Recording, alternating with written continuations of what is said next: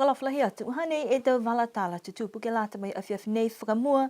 Koe taha ma he tōru e tau whakahoranga he whakatawhono a Niuean te kua tuku atu ai ke he whono he tau takitaki hatu Pasifika, ke hatu lunga, ke he tau kamole, ke liu kise ke he tau whuata, mo i tau ngahua ke whangahua ke alo tōru ke he tau motu takitaki he hatu Pasifika.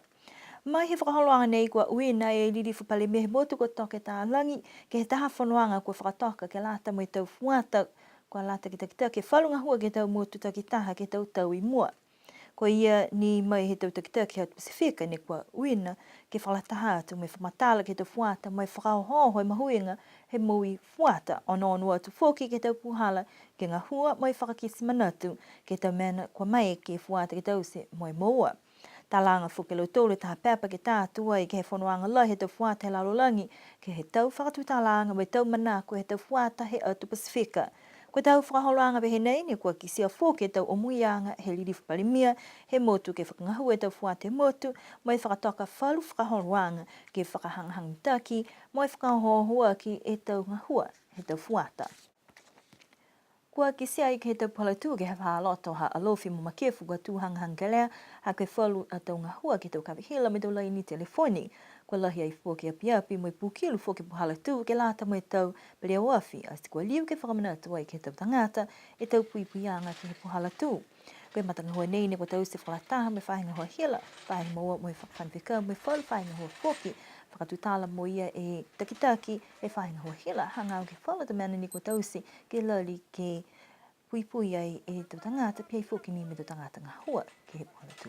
Ko whitāni e lo tōru e puipuianga mai mena kua lata ke tausi ke ua tupe ke ua whai mena lahi ke tupu ai ke he tau ngope nei.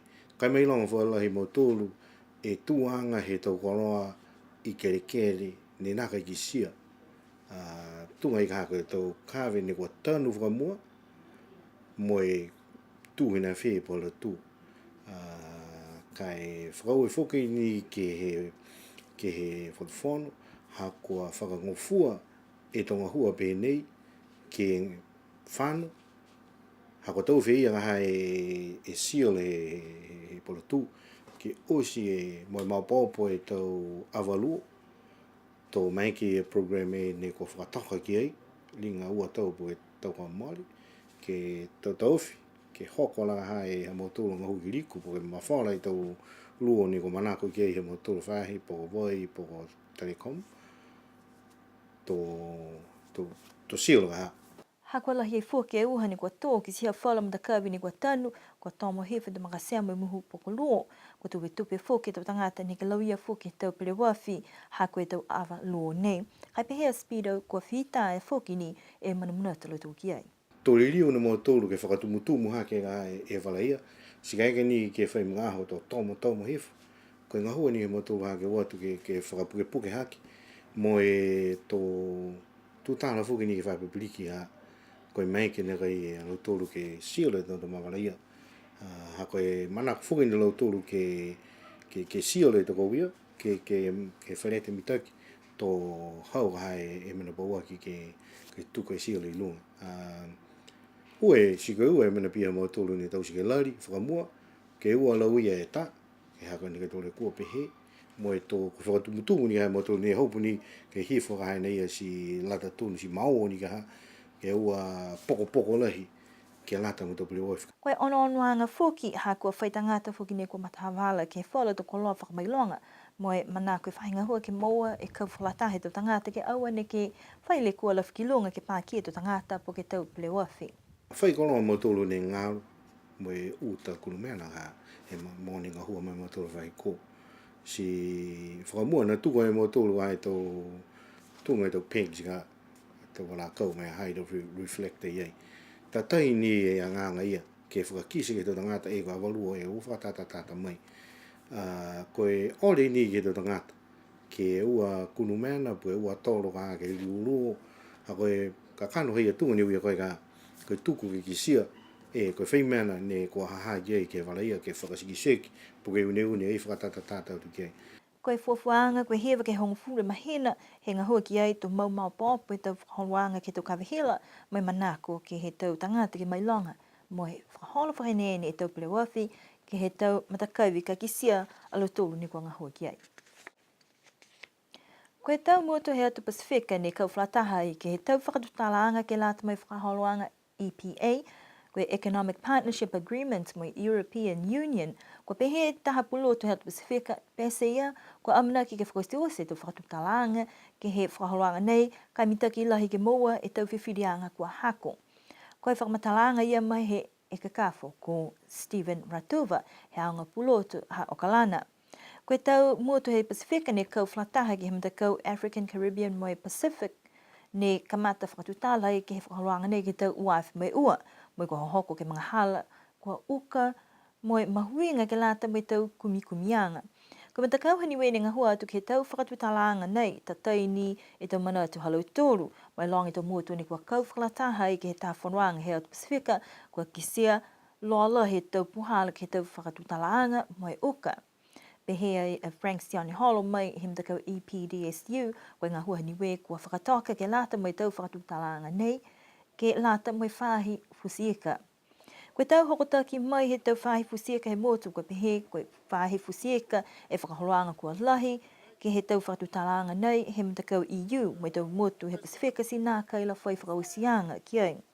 Pehea James Tafatu, mai he whahi fusieka koe taha mena kua mana koe tau motu he atu Pasifika, ke leweke ni e lau tōru e tau ngahua ki loto he tau walatahi he atu Pasifika, ke awane ke fusi, la he tau ika kai fuafua e tau whakaholoanga, ke lata mai atu hau tupu hake, pihia ke tau laumatai ke asihake e tau motu, kua whakatatai e tau mena moa, ke he tau ika ni kua utakehe mai he tau walatahi he tau motu, moi koe mena lahi, ke he tau mata whakatawhonu he tau motu he atu Pasifika, pihia mai he tau motu ta kitaha, ke mumuitu e tau motu, kua manako ke whakaonga e tau walatahi ki ai.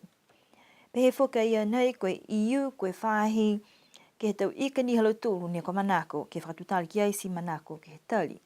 Koe taha wala kua whakatutali ki ai he talahau e James, kua uka ke talia uloa i ke he matakupu ke whakamaama e tau mata whakatawhonu he EU, ke he whakakisianga, koe mō mai i whi i tau ika nei, pese he whekeheke he tau matakawi ko mōai. Pehea ia Frank, nā kei mai ke whoki ke iloa, koe a whee ka moa e whakakatoatoanga ki he tau whakaranga nei, ha koe taha mena kua kisia, ha koe tau pohala whakaholoanga ke tātua i ke he longa e matakau, ta hoko ke he matakau whakahiku, ke moa e tau whiwhirianga whakahiku. Koe mga honei koe tau motu, ko Fisini o Papua New Guinea, ne kua whakamōri whala tau whakaholoanga, ke lata mai tau koloa suka mai fusieka. Hane whai lali e matakau sipot he motu ke liu whawhangu mai tau Whiawala Rugby League ka mata mua ke he tau aonga. Kua hoko mai tahe tau tukitaki lahi he New Zealand Rugby League ko Dane Gutenbill ke he motu ke lali ke whakatū e tā whakaholoanga ni ko kisia kua ngahua mitaki ai ki New Zealand. Koe whahi tapu nene ko mai ke ki ngahua whakalatahai mai tau whaiaonga whalu mamatua mai tau tangata whakaako ke he tau aonga he tau whanau iki ha kua mahuinga he talahau ia ke kamata tua he tau whanau. Koe tau whewa hangau ia ke he taha matangahua koe Backyard League ke whakakisia i tau hala ke whakalolahi tau whewa mai kisia kua lahi mitaki ke motu ko New Zealand ha koe Rugby League ne e whewa ni kua mua atu e tupu mai tokalongi tau tangata ni kua matuta ki ai. Kisia fōke mahuinga he whewa nei ke lata i me tau whanau Pasifika koe fuapua koe 80% he tau tangata pele koe tau tangata mai he atu Pasifika mai tau tangata Maori. Koe whakaholoanga NZRL Backyard League, whakamata ai ke he lima e whakaholoanga ke lata me tau tangata whakaako, ke whakaako atu ai ke he tau whanau. Pese ni kua whakamahino ni e tau whakaakoanga ke he Rugby League, ai mai ke whuki ni he talahu ia ke whakaonga, whuki whala tau whewa spoti whuki ke whakaako e tau whanau, ke ono whuki ke he tau tangata pele, mai tau puipuianga whuki halau tōla tau malolo seno ke tau whewa. Koe mana ne mua he talahu ia ke leweki e tau tangata pele. Ke he whalua tau wala tala kuku mai he motu koe tau pāsese tau muka lahi mai he kautaha i New Zealand mai ki ni ke moa ke he kupeanga hila kua tokoloanga ni kua whiawhia mai whakamapisi ke o atu mai whakatau e tau pāsese nei ke o mai ai ki Niuean. Taha seo tungu whamahewa he tahe puhala mai ua seo onu whamahewa ka hau i New Zealand ni ke he motu. Koe tau pāse se nei mo ai ke kupanga hila he e New Zealand mo i koe nofoani mo tahe kato fitu kilo. He tala hau mai ka mai ke tangata ki uta. Koe tau pāse se tau muka nei ki sia foki, koe whakakisi manatu lahi e mitaki mua atu foki, ha kua amnaki ai ke whakausi he aho ka hau e whakalele ke wā ki Niuean, koe aho hongwhama ono ia apelila. Koe tau mga hui a foki, kua manaki ke tokalonga lau tūru e tau matakai nanga Niuean, ka hoko mai ai ke lata, mai festivalu ke he motu. Koe laulahi tō tangata ne kua iloa ai a Susana Talangi Gutenberg ko ia ne kua whakisi ai ke he whakaholwanga tangata Pasifika mo e whai matutakianga i foki a ia mo Niuean. Ka ko ia foki koe taha tangata pisinisi me hana pisinisi ke he tau kupeanga hila ne whakahingo ai koe Island Her. Koe islandher.com koe whakaholwanga ni ko mai ki kisia e tau tala hanga o ke he tau malolo he tau whiwhine o Pasifika ke kau whakataha foki ke whakakisi manatu ke halu tūru a tau momui. Koe kakano ni ko tau se ia e pisinisi nei he talahau e Susana, ha koe manako ke tahani mda kavi ke ua atu e tau tangata, mo e tau ke tau tala, ke tau whakaluanga, mai he tau whiwhine Pasifika. Mai he tau pisinisi, tau whaasone, mo e whala tau mena foki. Koe manako ke mei longa i he tau tangata, e mahuenga he tau ngahua, mo e tau tutuanga he tau whiwhine, ke asihake e tau motu, mo e whelang matayaki. Talahau e Susana koe kakano uho foki, he hoko mai hana ke he motu, ke he mangahu nei, ke oki mai whakaku, mai whakakise ke se whanua i foki hana to hoa, ke whelweia mai ta mawhawa, mai ki se motu tofu. Lidi watu ai ke he motu ko New Zealand ki aho a pungpungi.